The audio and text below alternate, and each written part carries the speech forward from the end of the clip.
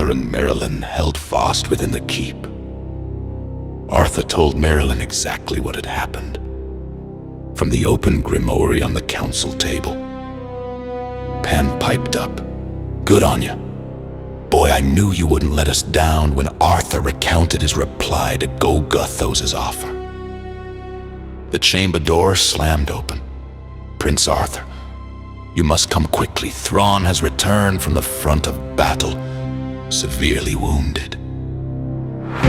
Merylin seized his grimoire. Arthur slung the sword across his back with the padded strap he had fashioned so the blade would not burst into flame. In the antechamber, Thrawn lay gripping his side. Blood seeped in a steady flow. "What happened? Tell us what you can," Merylin urged. Thrawn stammered. Merylin muttered an incantation, traced a circle, and a green glow bathed the room. Thrawn blinked, bewildered. "I could have sworn I was dying a second ago." "Yes," Merylin said quietly.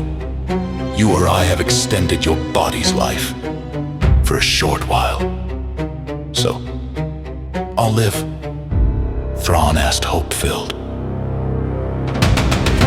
Merylin's face hardened. "No, Thrawn, in a few minutes this spell will wear off and you will die. That is unavoidable now." Thrawn went pale. "Help me. Wizard, I don't want to die." Merylin forced himself gentle, though his tone was grave. "I'm sorry, son, but that is what must be. It would disturb the balance to do otherwise now. Tell us what happened."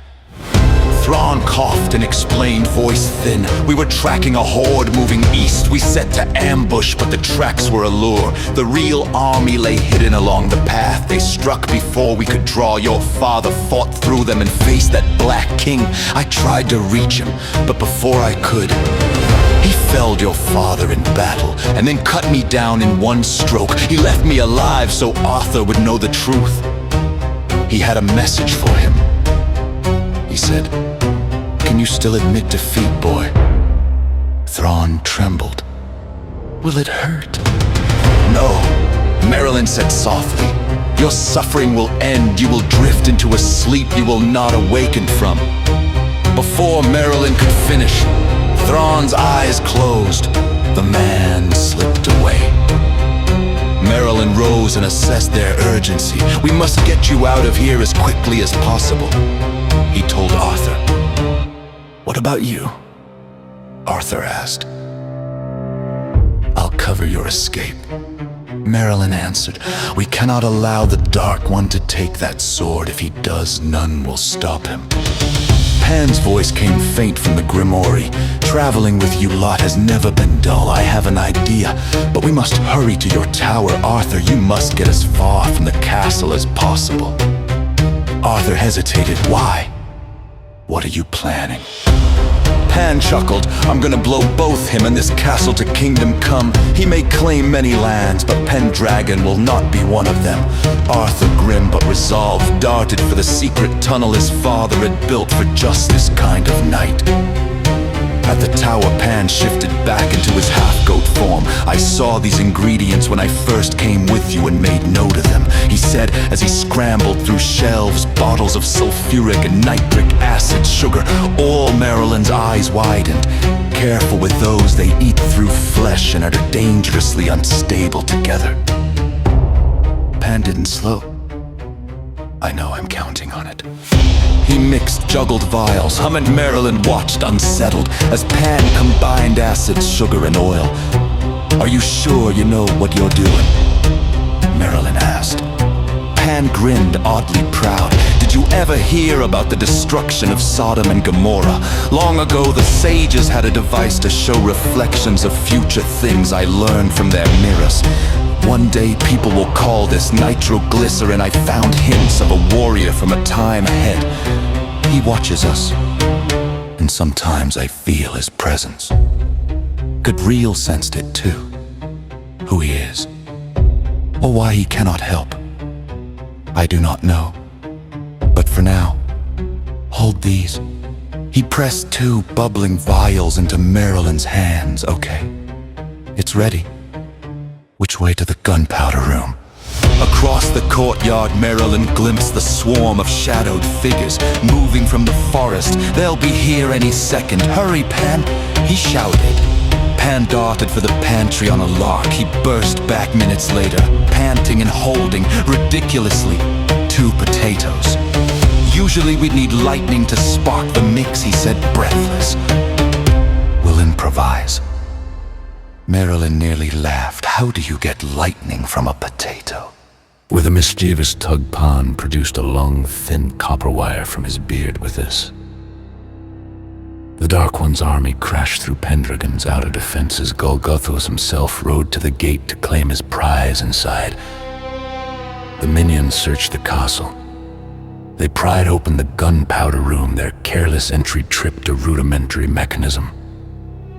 The door toppled, jerking the vials Merylin had placed so they spilled and mixed. The falling door jammed 2 copper pegs, wires Pan had run, into the potatoes. The wires connected the improvised potato cells to the mixed vial. A faint blue spark jolted the circuit. The volatile mixture detonated. A blinding flash blossomed into a mushroom of fire and stone. The castle erupted outward. Masonry tore free, banners vanished in flame. Golgothos was hurled from his mount, blown through 3 trees, then skidded to a stop. The explosion ripped the keep to foundations. When the smoke cleared, only rubble and broken foundation remained. No boy, no sword were visible. Scorched and furious, erupted in a wave of dark magic, he stormed into the forest, found nothing but ruin, and finally accepted defeat. This time he stepped into the ripples of a portal, voice raw as it closed. Clever boy. For now, Arthur had escaped and the Dark One's immediate claim had been denied. The cost had been the fall of Pendragon, Thrawn's death, and the burning of a kingdom's heart. But the sword remained beyond Golgothos' grasp, and Arthur's flight continued under Merylin and Pan's watchful, terrible hope.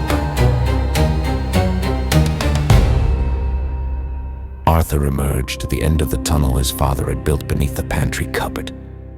An escape route designed to protect against sieges on their castle. As he stepped into the dim light, a wave of realization washed over him. His father was dead, slain in battle against the unbound body of his former life, enchanted by dark magic.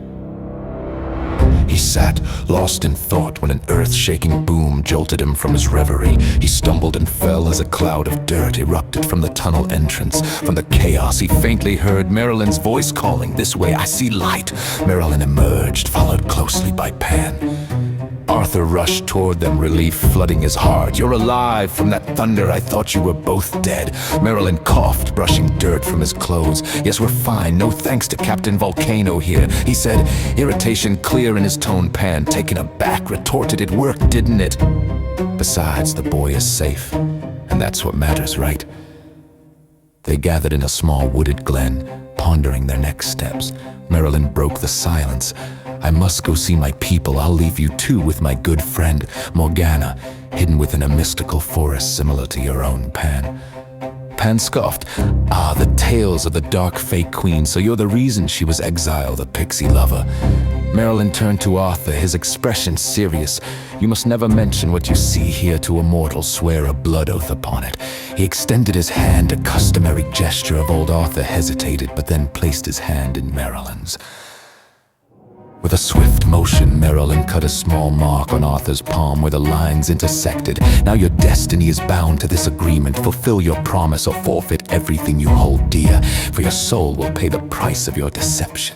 Suddenly, whispers enveloped them like a flood of water. These were long-forgotten techniques of the fallen angels. A wisp of a voice echoed, "It is a gift to the warrior of the light whose destinies are intertwined." Merylin looked around, unease settling in as the whispers faded, leaving an eerie silence. "What was that?" Arthur asked, his heart racing. Merylin, still shaken, replied, "That was the Shady, the Willow Shade. I thought they were a myth." Pan, looking downcast, murmured, "Their presence here means omens for us." Merylin shot him a disdainful look. It means our efforts will somehow serve their interests in the long run now. Let us move on. He traced an outline of an oak tree in the air with strange symbols opening a path to a small meadow glen.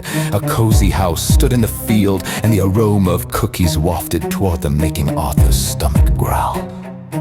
Uh-oh, he's still young, Pan remarked, eyeing Arthur. Your heartthrob got defensive after being exiled. She has a distaste for children since she views us as childish fools. Merylin, is that you? A voice called from the house. An old crone emerged, fury etched on her face. You dare mock my heart by appearing as him? Merylin laughed. You're still as fiery as the day I met you. Hello, Aliana. The witch paused, recognizing him. Melek, is that really you? No, my dear, it's Merylin. Confusion crossed her features until she noticed Arthur. Who is this human boy? She hissed.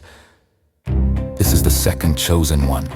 He bears the sword, Merylin replied, gesturing to Arthur's hand where the cursed demiurge blade glinted ominously. Aliana's eyes widened. You dare enter my dwelling after what you did? Sparks of lightning crackled from her fingertips aimed at Pan. Now, princess, that was a long time ago, Pan stammered, trying to diffuse the tension. Merylin stepped between them. You're the reason we ended up in exile, you little tattletale. You told my father about us.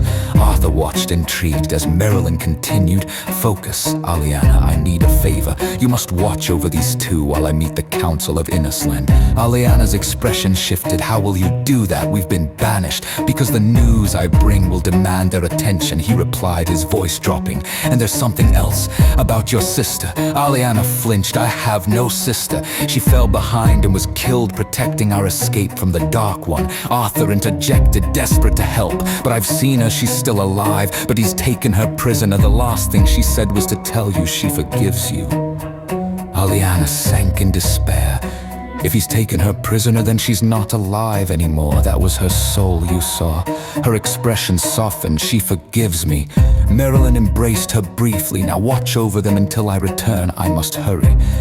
She nodded, opening a path out of the glen, a rainbow bridge leading back to the mortal world. Go, my love, and hurry, she urged. With that, Merylin stepped through and vanished, leaving Arthur and Pan in the glen, their fates intertwined in a world of magic and peril.